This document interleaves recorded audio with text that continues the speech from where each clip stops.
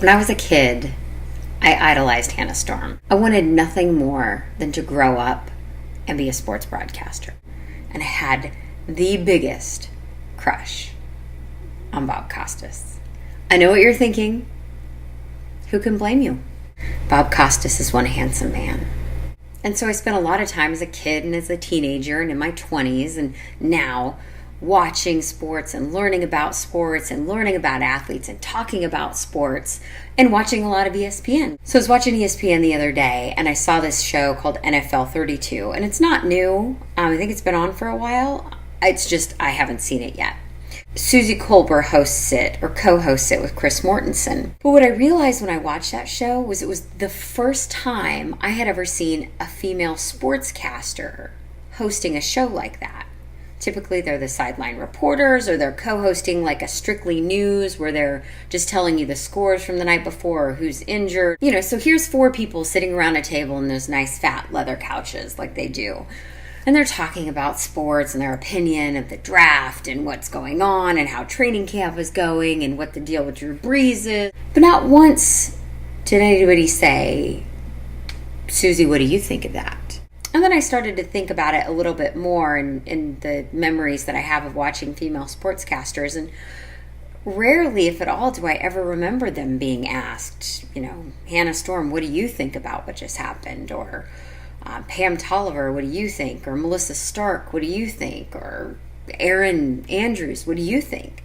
And these are women who have incredible access to sports, to athletes, to the story, to the business leaders. So certainly they have opinions, right? And I'm sure they share it with the people that they're around in those situations. I can only imagine that Erin Andrews has an opinion about the Brett Favre scandal where he showed his wing-a-lang-a-ding-dong in a text message to somebody. I would really like to know what female sportscasters think of the wang-a-lang-a-ding-dong Brett Favre situation. Is that par for the course? Is that just kind of like you roll with it? You get dirty texts from weird people all the time. Oh, I have a text message? Let me see. Oh, I'm so tired of getting all these penis pictures. But, sports lady, in order to be a good sportscaster, you have to have played a sport professionally. And that is why they don't ask women their opinions. Bullcrap. Chris Mortensen's never played sports professionally, at least none that I found in my cyber stalking of him. Same with Adam Schefter, Greg Gumbel, Vin Scully, my beloved Bob Costas. That little nerdy nerd did not play professional sport. Now, ESPN did a study with the Poynter Institute, and in this article, ESPN says that half, or about half, almost half, of ESPN viewers are women. Well, the only reason that the women are watching it is because their significant other is watching it. And as you can see, in our house, sometimes that's true. Because when the TV's on, that's the TV. This is the apartment. You're looking at almost all of it. If that's on something, everybody in the apartment's watching it. According to this study, in a year, the average male sports fan will watch about 230 hours of sports. The average female sports fan will watch about 100 hours of sports. We also found that women like to hear about sports differently. So according to this study, men like really factually dense sports programs, whereas a woman likes to hear the story behind the statistic. But then she wants to know how and why. What do people do to prepare for that? What sacrifices do they have to make? What else do they do in their lives? I like statistics because I'm very analytical and it's pretty easy to compare teams or positions or athletes to each other if you have some hard facts. You can't dispute that somebody is more winning if they are in fact have more wins than the other dude, right? But there's something missing in statistics. Well, this person is one of the greatest quarterbacks to ever play the game of football. Somebody goes, well, yeah, but they've never won a Super Bowl. So, statistics can be pretty misleading. Dan Marino was a hell of a quarterback and didn't win a Super Bowl.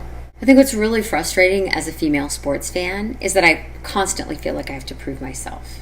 Constantly being underestimated. So when I lay down some knowledge on people, I always get that sense that it's like, oh, she must have heard that from somebody else. I never get that sense like, wow, she really knows her stuff. So here's what I'm going to do. I'm giving myself 30 days. And I'm going to talk for 30 days. Each day, talking about sports. I put together a crack team of 2 highly skilled and experienced statisticians. One is my fiance, Costas 2.0, who has selflessly volunteered to watch sports with me for the next 30 days, as much as we can. And Lou, the statistician, who is always bribable as long as you have a treat. He worked a lot today. He's very exhausted. I wanted to see if I can do it, to see if I can talk about sports in a factually sound, opinion-based environment. With the goal of, at the end of the 30 days, it's no longer, the sports lady talking about sports from a woman's perspective, but it's just a person, a sports fan, talking about sports. 30 days talking about sports to you guys. I hope it's more than 3 of you. But if not, I hope all 3 of you like it.